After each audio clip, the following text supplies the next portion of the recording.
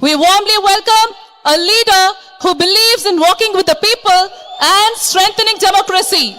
As a heartfelt token of our gratitude for his unwavering service to the constituency and for graciously joining us today, I now invite our correspondent, Reverend Joby Kurut, to kindly adorn a chief guest, Shri Raghul Gandhi, with a shawl. Okay.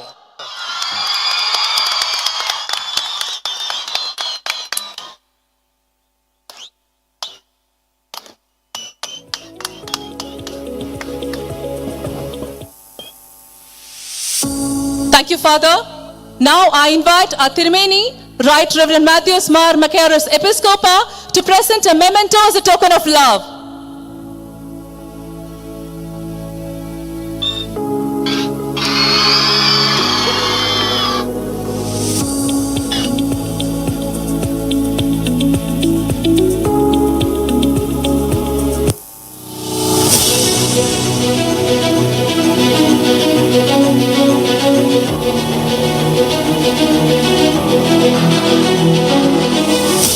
Thank you, Tirumeni. And now, ladies and gentlemen, please put your hands together to welcome Shri Raghul Gandhi for the inaugural address.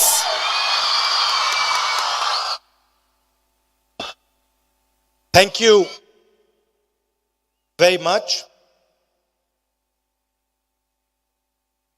Reverend Dr. Matthews Makarios Episcopa, Reverend Joby Kurut, Girish Chodankar ji, Thiru A. Raja ji, Thiru Selvaparan Tagai ji, Thiru Rajesh Kumar ji, Thiru Jayasilan ji, Jacob John ji, Thiru Ganesh ji, Thiru Nagaraj ji, dear parents, faculty, and of course, all the students.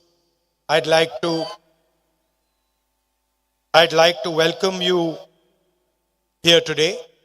And of course, I'd like to start by apologizing for making you sit here in the rain and listen to us. It's a very beautiful school you have. Beautiful surroundings. And I'm sure you're getting an exceptional education in these fantastic, beautiful surroundings. I was listening just now to the speeches, and I heard Reverend Makarios' speech. And in the speech, he mentioned about information and about how these days there's the information age, information is freely available. And we hear every day IT revolution, AI, data. We hear all these words, and we hear that this is the information age where information is freely available, accessible. But the job of an institution, of a school like this,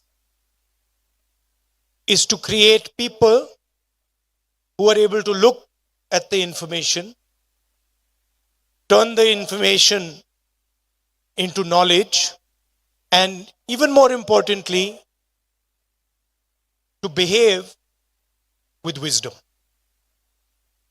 Because if in the information age we do not have wisdom and we are carried away with information, the world will become a very unpleasant place.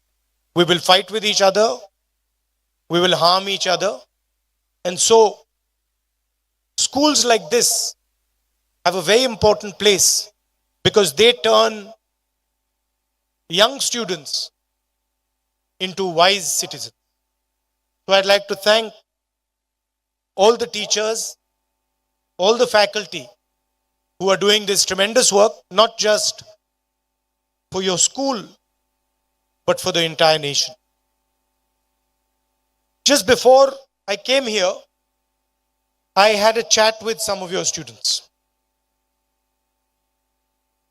10 young ladies from 7th grade had a chat with me, and I asked them a few questions. And I asked them, tell me, who's the best teacher? I asked one of the girls. I said, tell me, who's the best teacher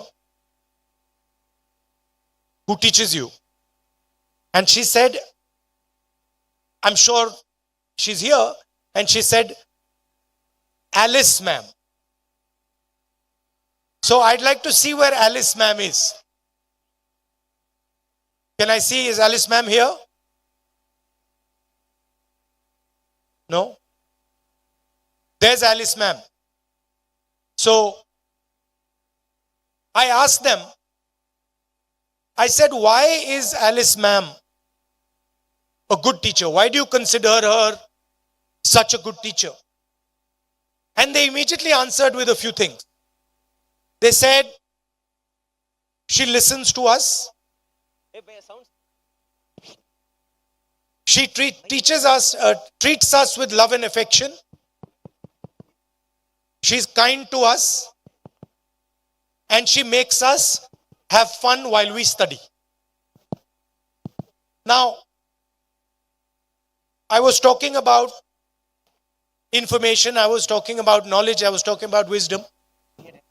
But if you want to teach somebody, or if you want to learn, you need an atmosphere like the one Alice ma'am has created. An atmosphere of love and affection, of respect, an atmosphere where people are talking to each other and listening to each other and being kind to each other. And that is exactly my fight. I also want to help develop an India where people are kind to each other, where people listen to each other, respect each other's traditions, respect each other's languages, respect each other's religions, are kind to each other.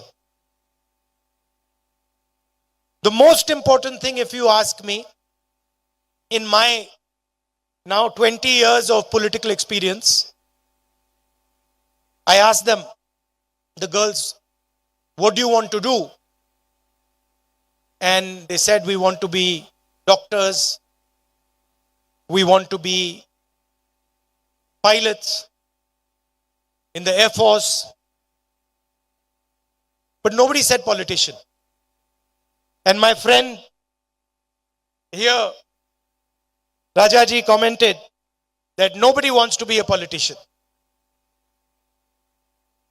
In my 20 years, I have concluded that the most important value for a politician, for a student, for a teacher is humility, which also you mentioned in your speech.